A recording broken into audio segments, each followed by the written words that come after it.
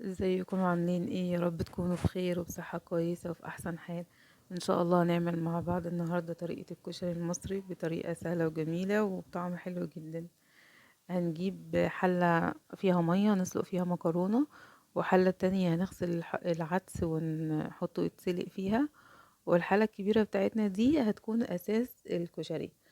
اول حاجة هنعملها فيها هي البصل، هنحمص فيها البصل اللي هو بيكون مقرمش وجميل ده، وبعدين هنعمل فيها كل مكونات الكشري.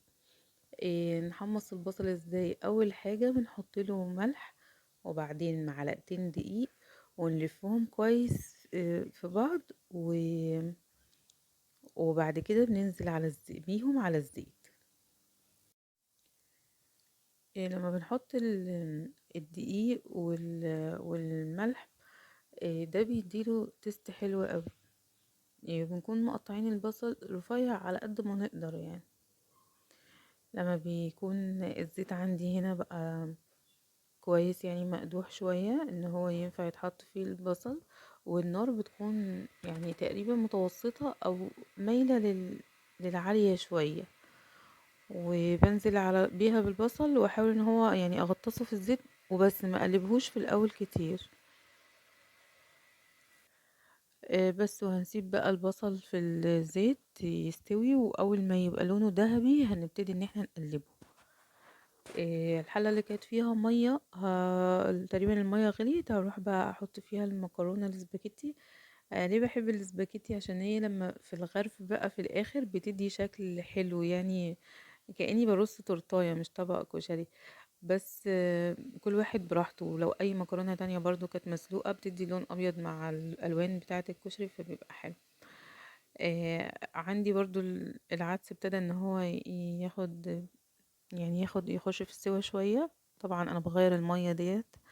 والحمص عندي بعد ما كنت نقعاه حطيته في مية في حلة بقى عشان اعمل حلبسة. هنا ابتدى البصل ان هو ياخد لون. فهنا بقى هبتدي ان انا اقلب، يعني أنا كل اللي فات قبل كده انا ما قلبتش خالص البصل، بس هنا هبتدي ان انا اقلب البصل. إيه، احاول ان انا اخلي اللي اخد لون فوق وانزل اللي هو ايه لسه ني شويه.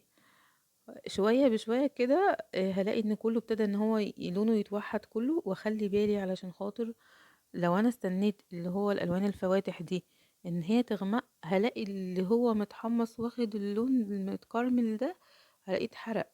فانا في الوقت دوت لازم اطلع خلاص، ومجرد ما انا هطلعه هلاقيه كله اصلا مستوي ومحمص ومقرمش وجميل.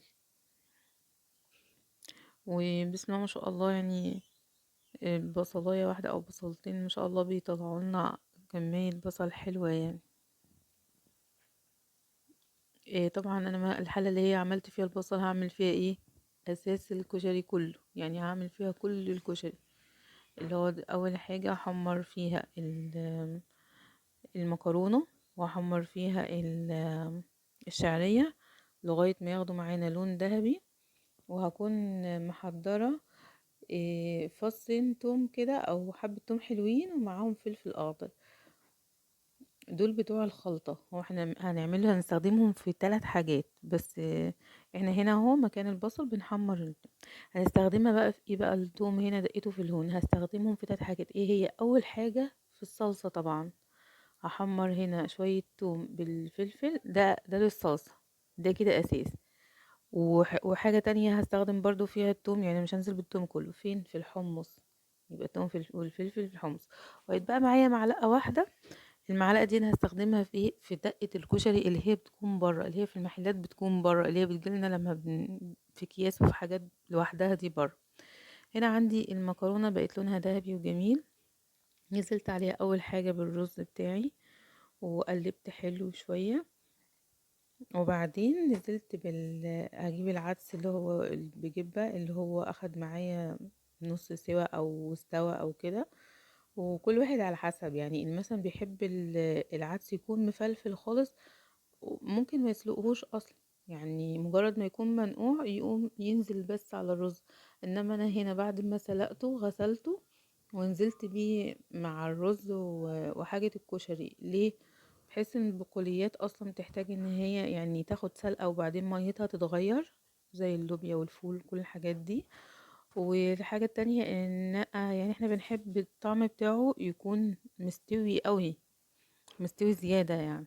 الحمص قصدي العدس اللي هو بجبة بس. وهحط الكشري هنا المية بتاعته زيه زي اي رز بشعرية، زي رز عادي من غير شعرية. احط المية بتاعته عادية خالص واحط له ملح بس. في ناس بتحط مرقة دجاج وحاجات زي كده، لا. كشري هو احنا يعني مش محتاجين اي طعم غير طعم المكرونة والرز والحاجات ديت من غير اي اضافات، يعني من غير ما نطعم له طعم تاني. احنا عايزين طعم بس الحاجات دي مع الصلصة والدقة والحاجات ديت هيبقى ليه طعم تاني. انما لو حطينا مرقة دجاج في كل اكلنا هيبقى اكلنا كله طعم واحد بس، هو طعم مرقة الدجاج. بصراحة مش بحب احطها خالص لأي اكل. بس هنا كده بعدين كشري ماله بمرقة الدجاج. تمام. هنا هغطي بقى عليه واسيبه ان هو طبعا في الاول النار بتكون عالية، بعد كده بتكون بوطي النار.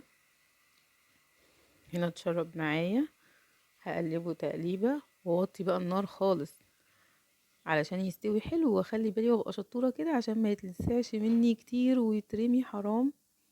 اول بس ما كله يستوي اطفي عليه وخلاص على كده. عندي طبعا الصلصة كنت عامله لها التومة بتاعتها، ابتدت ان هي تاخد لون اهو. المفروض برضو ان انا اخلي بالي من التوم ان هو ما يتحرقش مني خالص، وفي نفس الوقت ما يبقاش لسه ني، اللي هو يكون وسط يعني زي كده تقريبا. اللي مديها اللون دوت ان انا حاطه معاها معلقه شطه، فهي ما شاء الله حلوه جميله. وانزل بخل، طبعا ما كانش عندي خل، ايه بديل الخل واحنا ما بنقفش على حاجه الحمد لله؟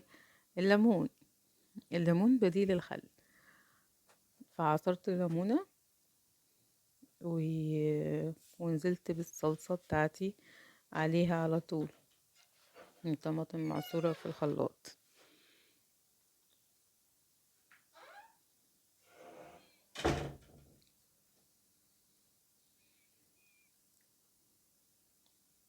هنا عندي الصلصه ما شاء الله هتبقى جميله. هستنى بس ان هي ايه تغلي لها غلوتين حلوين كده. هحط على الصلصه ملح وكمون وانا اصلا كنت حاطه شطه بس. الصلصه بتاعت اي حاجه تانية يتحط لها فلفل اسود، بتاعت الكشري يتحط لها كمون. بص انا عندي هنا المكرونه المسلوقه، بعمل ايه؟ بتاخر شويه الكشري على جنب بعد ما شاء الله بص مفلفل وجميل ازاي. بتاخر الكشري على جنب، والجنب بقى الفاضي ده اقوم جايه حاطه على الصلصه معلقه زيت واقلبها واحطها جنبه. هنا انا بعمل ايه؟ بعمل الخلطة او الدقة اللي هي بتدي طعم جميل للكشري. حطيت ملح وحطيت كمون وحطيت شطة حمراء وحطيت ليمون، ومفروض بحط خل. ماشي. وبحط شوية مية من مية الحمص، وبحط شوية مية من الحنفية. ماشي تقريبا دي كده هي الخلطة اللي هي بتكون في المحلات. والمعلقة اللي كنت شايلاها من التوم والفلفل في الاول خالص. ايوه انا كده بحط مية حمص وبعد كده احط ايه؟ مية من الحنفية. دي الكوباية اللي هي بتبقى بتاعة الخلطة او الدقة او كده، غير الصلصة. دي بتكون على الترابيزة واحنا بناكل وكله بيناولها لبعضه دي. هنا هغرف الكشري اهو، بصوا بالطريقة الحلوة قوي دي. الوانه والله جميله، ريحته روعه، طعمه مش قادره اقول لكم. بحاول ان انا ازين على خفيف يعني، بحط شويه الصلصه دول بس للتزيين، والحمص برضو بسيط للتزيين، وشويه البصل بصوا بقى. اللهم بارك اوعى وشك. جميل. بصوا بقى هنا الترابيزه بقى عندي ما شاء الله، طبق كشري جميل. وجبة أصلا فيها حديد وفيها غذاء كامل، كلنا كمصريين أصلا معروفين بيه. والحمص والصلصة والدقة الأساسي. وبألف هنا وشفا على قلوبكم. ان شاء الله تعملوه يعجبكم، وياريت تشتركوا في القناة وتعملوا لايك للفيديو لو عجبكم.